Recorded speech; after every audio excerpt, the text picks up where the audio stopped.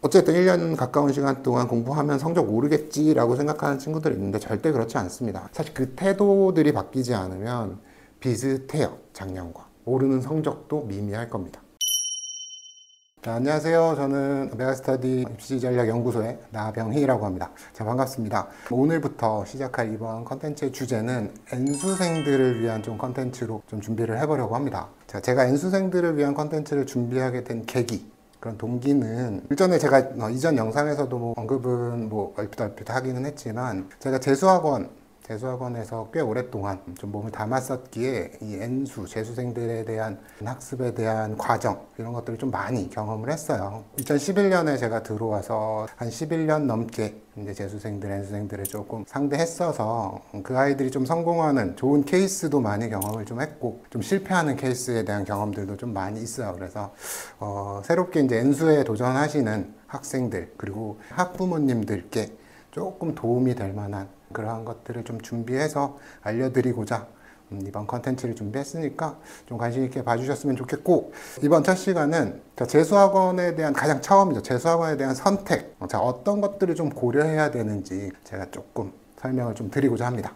자, 먼저 보시면 재수학원에 대한 가장 큰 분류를 살펴보면, 기숙학원이 있고 통학학원이 있고 이렇게 두 개로 좀 나눠질 것 같아요. 기숙학원이 좋나요? 통학학원이 좋나요? 사실 어려운 부분입니다. 그래서 이 두 학원을 결정하는 데 있어서 가장 큰 선택 기준이라고 한다면, 저는 개인적으로는 이렇게 생각해요. 자기 절제력에 대한 수준이 높냐 낮냐에 따라서, 자기 절제력이 좀 높은 아이들이라고 한다면 통학학원에서도 사실 비슷한 강의력이나 이러한 것들을 다 받아볼 수 있습니다. 통학학원에서도. 사실 자기 절제력이 좀 낮은 친구들, 좀 유혹에 좀 잘 휘둘리는 친구들이라고 한다면, 저는 기숙학원에서 유혹이라는 것들을 원천적으로 차단을 한 이후에 공부에 매진하시는 게 맞지 않나. 자, 기숙학원에 대한 장점들은 이러한 것들이 있을 것 같아요. 일단 24시간 동안 올케어를 해줍니다. 아침에 일어나는 기상에서부터 잠이 든 이후에서도 모든 시간 동안 거기에 있는 모든 교직원분들이 계속해서 케어가 이루어진다라고 생각을 하시면 돼요. 그리고 또 하나의 장점은 학습 시간에 대한 절대량을 극대화시킬 수 있죠.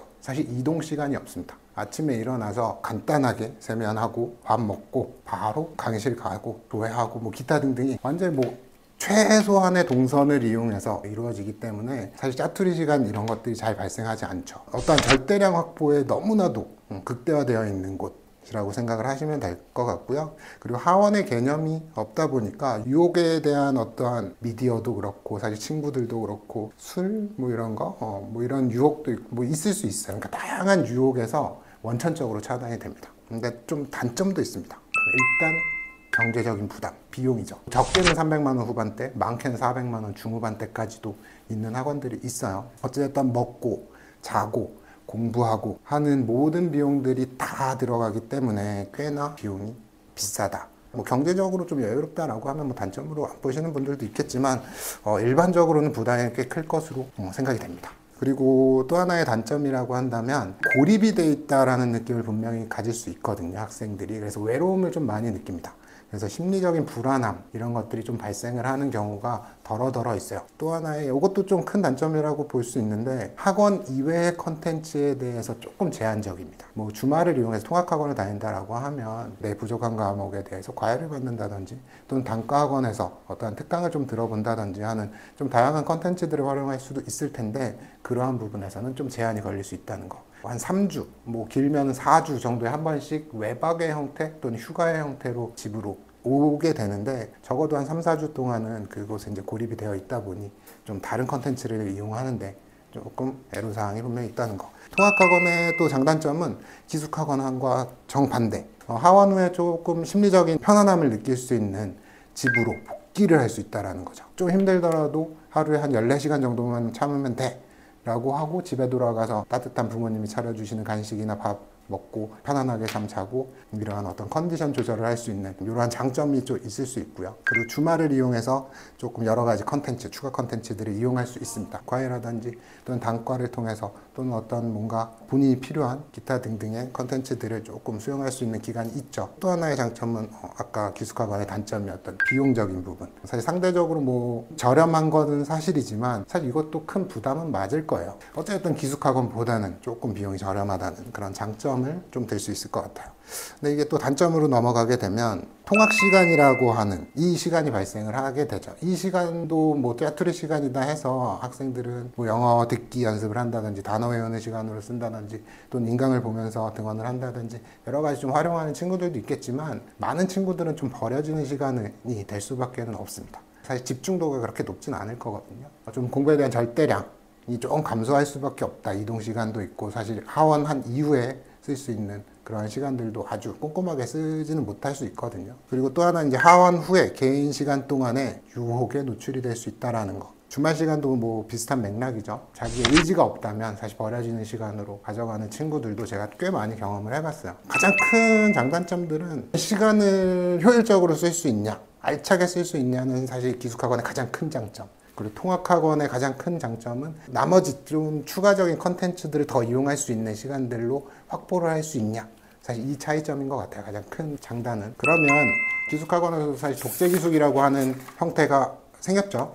그리고 종합기숙학원, 좀 전통적으로 쭉 이어오던 종합기숙학원, 이렇게 두 가지 형태로 운영이 되고 있는데, 그럼 종합기숙과 독학기숙학원의 차이점, 장단점들을 조금 살펴볼게요. 일단은 절대적인 시간을 많이 확보할 수 있는 건 둘 다 똑같습니다. 그러면 종합기숙의 좀 특징들을 살펴보면 수업 시수가 좀 정해져 있어요. 종합이다 보니까 학생들이 본인의 성적에 대한 지금 편차에 따라서 어떠한 과목 간의 밸런스를 스스로 좀 조정을 하고, 국어는 내가 좀 잘하니까 조금 듣고 수학은 내가 너무 부족하니까 좀 많은 시간을 투자하고 하는 것들이 사실 물론 좀 어느 정도는 요즘에 학원들에서 조금은 융통성을 보이면서 조금 조절들은 해주고 있는 거는 같지만, 사실 종합학원에 대부분은 어느 정도 픽스를 해놓습니다. 수업 시수들을. 사실 이게 장점이 될 수도 있고 단점이 될 수도 있어요. 그리고 그러니까 내가 어떤 성적에 대한 편차는 있을 수 있지만, 사실 이게 본인이 자기 객관화가 잘 되어 있는 친구가 학습의 양을 조절할 수 있다라고 하면 굉장히 좋지만, 대부분의 학생들 또는 중위권 정도쯤만 돼도 본인이 뭐가 부족하니까 더 많이 해야 되는, 머리로는 알아요. 머리로는 알지만 이걸 실천해내고 그것들을 성적을 더 올릴 수 있을 만큼 투자를 실제로 하느냐, 이거는 또 다릅니다. 제가 실제로 아이들한테 경험을 해봤던 거예요. 너는 이러이러한 과목이 부족하니까 다음 주에는 이 시간을 더 써야 돼 라고 이야기를 하고, 그 다음 주에 실제로 공부한 것들, 공부한 시간들 다 체크해보면 크게 달라지지 않습니다. 아이들은 분명히 더 해야 된다는 건 알지만 실천하기가 너무 힘들어요. 왜? 내가 부족한 것들 하면 재미가 없거든요. 본인의 이제 만족감을 올리기 위해서 잘하는 것들을 더 많이 하게 됩니다. 일반적으로 그래요. 그래서 내가 부족한 것들에 자기 객관화가 아주 철저하게 잘 되어 있고 실천할 수 있는 아이가 아니라면 어떠한 정해진 수업 시수에 맞게 꾸준하게 수업을 들어주는 게 필요할 수 있다라는 이야기예요. 그리고 이제 또 하나의 특징은 현장 강의라는 거죠. 실제로 이제 강사 선생님들이 직접 앞에 오셔서 강단에서 실제로 수업을 진행을 하시고 피드백 바로바로 받을 수 있는 이러한 좀 장점, 현장 강의라는 장점이 있을 수 있고, 그리고 또 하나의 종합기숙학원의 장점은 아주 생활관리가 타이트하죠. 거의 매 순간순간 모든 순간에 다 선생님들이나 관리해 주시는 분들이 계속 눈에 띄어요. 엄청나게 많습니다. 아주 관리가 잘 되어 있고 아주 정숙이 잘 유지가 되는 그러한 장점이 또 있어요. 수준별로 학급 구성이 되는 경우가 많습니다. 나랑 비슷한 아이와 한 반이 이루어지겠죠. 그러면 그 수준에 맞는 수업의 강의를 들을 수 있게 되는 거예요. 사실 단과 강의랑은 좀 차이가 있죠.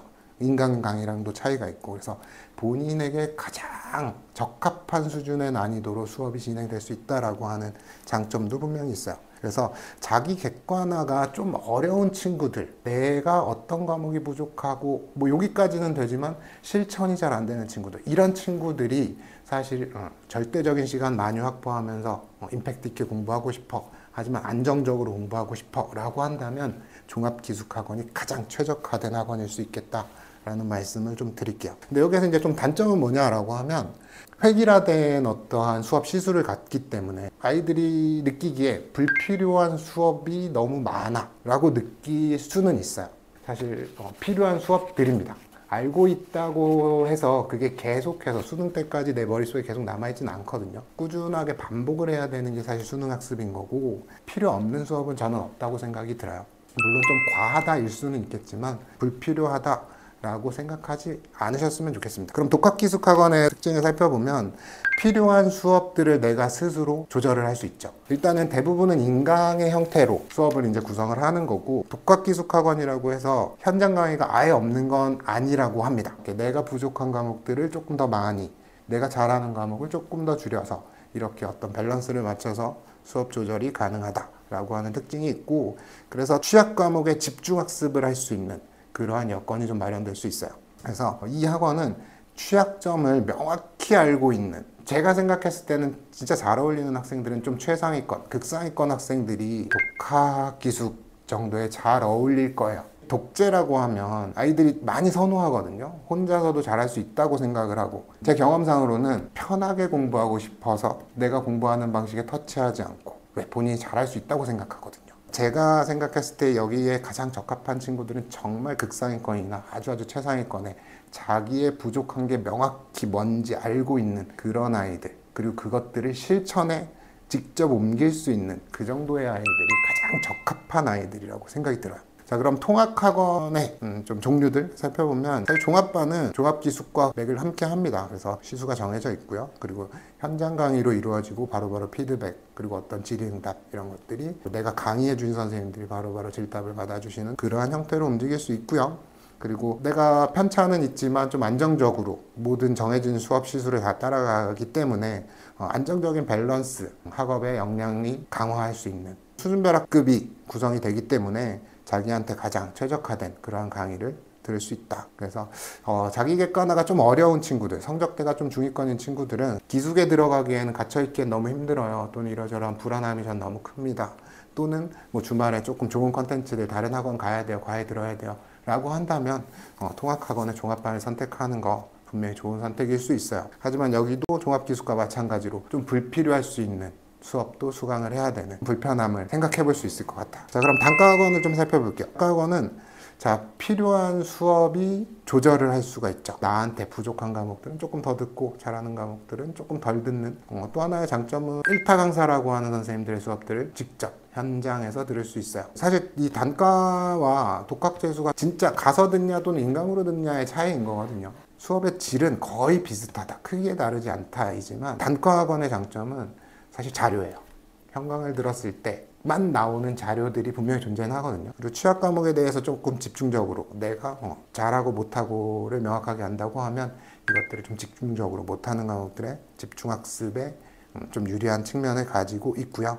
그래서 단과도 내가 극명하게 뭔가를 잘한다, 뭔가를 못한다를 알고, 그리고 뭔가를 더 해야 된다, 근데 이것들을 실천할 수 있다라고 하면 사실 단과 수업으로 끌고 나가는 것도, 그리고 그 나머지 시간이 자기주도 학습으로 잘 채울 수 있다라고 하는 이런 좀 극상위권 학생들이 가장 적합하다. 그래서 객관화가 좀 잘 안 되어 있는 친구들이 단과 수업으로 좀 이끌겠다라고 하면 저는 조금 사실 공부하는 방법이나 방향성에 대해서 명확하지 않을 거거든요, 우리 학생들이. 그런 친구들은 조금 케어들을 받는 종합반 쪽으로 가는 거를 추천을 드립니다. 그리고 사실 단과는 절제력이 정말 중요해요. 사실 어떤 강제성이 전혀 없는 거거든요. 독재라는 곳은 자습 시간에 케어는 이루어집니다. 자고 있으면 깨워주고 몇 시까지 등원해야 되고 하는 것들은 있는데, 사실 단과는 그렇지가 않잖아요. 그래서 자습 시간을 좀 명확하게 활용하기에는 조금 자기의 어떤 의지가 굉장히 중요하게 관여할 수 있는 그러한 부분이 있으니까 좀 참고하시고요. 자, 독학재수 살펴보면 요즘 굉장히 많아졌어요. 아이들도 가장 선호하는 것 같아요. 근데 아까도 말씀드렸다시피 본인이 부족한 게 뭔지 정확히 모르면 그냥 편하게 하려고 간다라고 밖에는 보여지질 않습니다. 그래서 사실 독학재수는 사실 경제적인 부담이 가장 낮아요. 그리고 취약 과목들 집중적으로 학습할 수 있고, 그래서 취약점을 명확히 알고 있는 친구들이 그거를 실천할 수 있다면 정말 베스트합니다. 이동하지 않고 사실 인강을 통해서 계속 지속적으로 보고 자습하고 동선 자체를 좀 짧게 가져갈 수 있거든요. 그리고 사실 동네에도 많고 독학재수 학원들은 사실 제가 데리고 있었던 친구들도 뭐 어느 정도 공부하는 방법은 알겠고, 이제 그러면서 6월에 평가원 모의고사 끝나면 아이들이 사실 독재 쪽으로 빠졌던 인원들도 꽤 있어요. 근데 그 친구들 사실 구평 보고 다시 들어오는 경우도 굉장히 많았습니다. 왜? 본인의 의지가 없고 케어가 잘 안 되니까 사실 힘들다고 하더라고요. 학원을 옮기게 되면 리스크는 오롯이 학생이 전부 다 짊어져야 돼요. 사실 어쨌든 안정감, 적응하는 기간들이 분명히 생기거든요. 학원을 옮기게 되면서 그 처음 1, 2주 정도는 온전히 집중하기는 사실 힘듭니다. 그럼 그 기간들이 학생 본인이 사실 리스크로 감당해야 되는 부분이기 때문에 이런 부분들은 처음에 학원을 결정할 때 좀 신중하게 다시 한번 생각해보고 한 번만 더 확인해보고 이렇게 결정을 하시는 걸 추천드려요. 자, 지금까지 뭐 재수학원에 대해서 어떤 학원이 어떤 장점이 있고 어떤 특징들이 있고 어떤 학생들에게 좀 어울리는지에 대해서 조금 알아봤고요. 제가 기억나는 좀 대표적인 좀 질문이라고 해야 될까요? 그런 것들에 대해서 좀 간단하게 이야기를 좀 드리고 마무리를 할게요. 제일 많이 물어보는 게 재수하면 성적이 올라요? 오릅니다. 올라요. 예전에 이제 제가 대치동에 있을 때 졸업생들의 성적 데이터들을 이제 매년 추출해서 이제 보는데 성적이 떨어진 애들 몇 퍼센트 정도 될까? 근데 봤더니 그때 저희 학원에서 96%가 성적이 올랐었어요. 100명 중에 4명 빼고는 다 성적이 오릅니다. 현재도 그런지는 정확히는 모르겠지만 아마 지금도 적어도 90% 이상일 거예요. 그러니까 10명 중에 90%면 엄청나게 높은 수치거든요. 떨어지지 않는다라고 이야기해도 사실 틀린 말은 아니에요. 근데 사실 이 90%의 학생들이 성적이 오르지만 그렇다고 해서 이걸 재수 성공이라고 이야기할 수 있냐? 그렇지 않거든요. 재수의 성공은 아이들이 재수라고 하는 거를 결심한 그쯤에 어떤 대학의 어떤 학과 또는 뭐 어떤 수준쯤 목표를 세운단 말이죠. 그 목표를 달성한 아이들, 그 정도쯤 대학을 간 아이들이 얼마나 되냐가 사실 재수 성공이라는 이 키워드와 맞는 이야기가 아닐까 생각이 드는데, 그럼 실제로 목표하는 대학에 간 이 성공한 아이들은 어느 정도 되냐? 20%쯤에 수렴합니다. 누구나 다 오를 수는 있어요. 당연하죠. 1년 가까운 시간 동안 사실 우리들이 고3 때는 뭐 내신 준비도 해야 돼, 수행평가도 해야 돼, 뭐 다양한 무슨 뭐도 들어야 돼, 학교 행사도 참가해야 돼, 수능이 아닌 다른 곳에 조금 에너지를 써야 하는 시간들이 굉장히 많았는데 재수학원에 오게 되면 사실 재수, 이 수능이 무조건 초점이죠. 다 이걸 위해서 공부를 하고 있기 때문에 성적이 안 오를 수는 사실 없어요. 하지만 자기가 목표하는 데까지 올라가는 아이들은 사실 5명에 1명 정도밖에 안 된다는 거죠. 사실 제가 많이 데리고 있을 때는 약 1,300명 정도 데리고 있었고요. 저희 전체 학원에서. 그러면 약 1,000명이라고 가정해보면 1,000명 중에 재수 성공하는 아이들이 20%라고 하면 200명? 내가 과연 그 안에 들 수 있을까? 쉽지 않습니다. 재수학원 굉장히 치열합니다. 진짜 치열하게 공부해요. 물론 그렇지 않은 아이들도 있죠. 아주 드문드문 조는 친구도 있고 조금 딴짓하는 친구들도 있지만 대다수의 특히 상위권반 학생들은 정말 치열하게 그렇게 공부하고 있거든요. 일단 성적은 오릅니다. 근데 우리가 생각하고 있고 그리고 어떤 학원들에서 광고하고 있는 성적 향상률 또는 성적 향상 수치 이런 것들을 보면서 우리들이 와, 저만큼이나 올라가는구나 라고 생각하시면 큰 오산이에요. 그 과정을 얼마나 열심히 보내느냐에 따라서 광고하고 있는 저만큼 올라갈 수도 있고 또는 1점, 2점, 3점 오른 것도 사실 오른 거거든요. 제가 아까 얘기했던 그 96%의 그 1, 2, 3점 오른 아이들도 다 그 수치에 포함이 된단 말이에요. 성적은 오르지만 얼만큼 노력하느냐에 따라서 그 편차는 다 달라진다. 본인이 느껴야 돼요. 어떤 좋은 교육을 해서 어떤 좋은 케어를 해서 어떤 좋은 충고나 어떤 첨언들을 아이들한테 동기부여를 해줘서 할 수 있냐? 사실 아닙니다. 아이 스스로가 좀 느껴야 정말 거기까지 올라갈 수 있는 그 동력을 스스로 만들어낼 수 있는 거거든요. 사례를 말씀을 드리면 2012년, 2013년 정도에 이제 다녔던 친구인데 그렇게 좋은 좋은 반은 아니었어요. 중위권, 중하위권 반이었는데 공부를 굉장히 안 했습니다. 그래서 1년 동안 어찌됐든 끌고 갔고 시험을 봤는데 거의 오르지 않았어요. 전년도 수능과 비슷한 수준에서 수능 성적을 받았고 안 붙으면 안 가겠다. 그럼 재수할 거냐? 안 하겠다. 그냥 고졸로 살래요. 라고 했었던 친구거든요. 어쨌든 다 떨어졌죠. 그래서 그 친구 한동안 연락 없었어요. 이제 나중에 그 다음에 겨울쯤에서 전화가 왔어요. 전화가 와서 선생님 저 다시 한번 해보려고 합니다. 그간 어떻게 지냈냐? 라고 했더니 조그만 회사에 바로 취직을 했대요. 거기에서 한 4개월 정도 일을 했는데 공부해야겠구나라는 생각을 했답니다. 정말 열심히 공부해야 되겠다라는 생각을 했고 혼자서 기본기를 다지는 기간을 한 4개월 정도를 가졌대요. 그렇게 하고 수능 봐왔는데 그때 평균 한 4등급 정도였어요. 다시 공부를 시켰어요. 진짜 열심히 했습니다. 근데 13번째 반에서 시작해서 6월 달에 승반이라는 거를 해서 4번째 반으로 승반을 해요. 승반해서 또 열심히 공부를 했고 9평에서 그 친구 딱 3개 틀렸어요. 전 과목에서. 물론 수능 때는 수능 끝나자마자 그 친구가 가장 먼저 저한테 전화를 했고 펑펑 말도 못하게 펑펑 울었죠. 그래서 결국에는 이대를 지나간 친구인데 여튼 그 과정이 그 짧은 기간 안에 그만큼 임팩트 있게 아주 가파르게 우상향할 수 있었던 건 그 친구의 의지였죠. 그래서 본인이 의지를 갖지 않으면 대부분은 쇼예요. 어떠한 목표나 이런 것들이 제대로 설정이 되어 있지 않으면 대부분은 그냥 보여주기식의 공부를 하는 그런 아이들이 꽤 많습니다. 재수를 하면 성적은 오릅니다. 하지만 얼마나 진심으로 이 아이가 느끼고 하고자 하는 의욕이 있느냐에 따라서 그 편차가 조금 다를 수는 있다. 또 많이 듣는 질문은, 이건 부모님들이 좀 많이 질문했던 건데, 학생이 재수를 하려고 하는데 본인께서는, 뭐 어머니나 아버지께서는 못 믿겠다, 얘를. 이거 시켜도 되겠냐, 성적이 이 모양이고 지금 얘는 뭐 당장 재수를 하겠다는 놈이 지금 당장 뭐 그럼 학원을 가겠다, 뭐 내일부터 당장 학원에 뭐 기숙으로 들어가겠다, 뭐 이런 얘기를 하지 않고 친구들과 어디 여행을 가야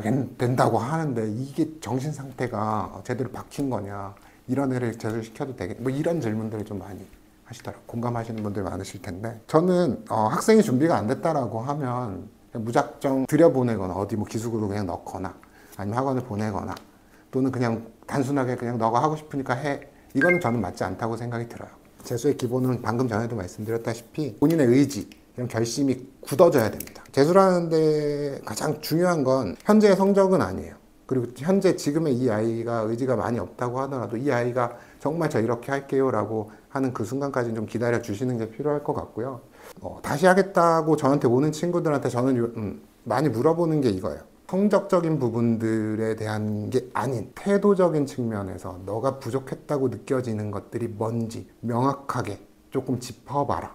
그리고 그걸 안 할 수 있고 최소화시킬 수 있는 방안은 마련이 되어 있는지를 고민하라. 사실 그 태도들이 바뀌지 않으면 비슷해요. 작년과. 오르는 성적도 미미할 겁니다. 본인이 어떠한 수험생활, 어쨌든 이제 지금 올해 재수를 결정해야 되는 이러한 친구들도 마찬가지예요. 고3 때 태도, 행동, 공부에 집중하지 못했었던 그러한 문제점들은 뭐였는지 이런 것들을 명확하게 다시 한번 복기해보고 그것들을 고치기 위해서 어떠한 노력들, 어떠한 각오까지 해야 되는지 이런 것들을 본인 스스로 좀 깨닫게 해주면 큰 노력을 할 각오를 좀 빨리 잡을 수 있지 않을까. 그래서 이렇게 좀 설득을 해주셨으면 하는 바람이고요. 그리고 어쨌든 1년 가까운 시간 동안 공부하면 성적 오르겠지라고 생각하는 친구들이 있는데 절대 그렇지 않습니다. 아까도 얘기했듯이 재수학원에 지금 가보면 고3의 교실과는 다릅니다. 정말 치열하게 공부하고 있거든요. 그 친구들이 하고 있는 노력보다 내가 더 해야 내가 그 친구를 이길 수 있는 거거든요. 정말 각오 단단히 하고 공부하시는 게 필요하다. 목표를 좀 명확하게 설정을 해주시는 것도 좀 좋을 것 같아요. 이런 얘기도 제가 이제 담임할 때 좀 종례 시간에 초반에 많이 했는데, 목표를 세울 때 어떤 대학 정도는 꼭 가고 싶어, 무슨 학과를 가고 싶어 라고 하는 거 정하세요. 정하시고 붙여놓으세요. 자기 책상에다 붙여놓는 거 말고 집안 거실에다가 크게 붙여놓는 거예요. 그리고 주변 지인들, 친인척들, 엄마, 아버지가 얘기해 놓으세요. 아이가 보는 앞에서. 할머니한테 전화해서 우리 아이가 이제 재수 시작했는데 이 학교 가겠다고 지금 재수 시작했어요. 정말 열심히 할 것 같아요. 라고. 근데 본인이 하는 게 제일 좋죠. 본인이 여기저기 다 이야기를 해놓으면 사실 사람인지라 조금 해이해지는 시기가 오거든요. 그러면 자기가 떠벌려 놓은 게 있기 때문에 좀 창피하단 말이죠. 그래서 다시 공부에 좀 집중할 수 있는 하나의 어떤 장치가 되기도 해요. 자, 마지막으로 재수학원 이제 결정하시는데 단순하게 좀 이 학원 내 친구 잘하는 애가 가니까 저기 같이 가야지 라고 하는 생각들, 사실 좋지 않은 생각이고요. 그리고 또는 뭐 어머님이 말씀하시는 건죠. 친구의 아들이 뭐 어디에서 작년에 다녀서 1년 동안 열심히 해서 뭐 어디 의대를 갔대. 그러니까 우리 아들도 거기 보내면 거의 준하는 또는 그거보다 이상의 가지 않을까? 그래서 거길 보내야 되겠어.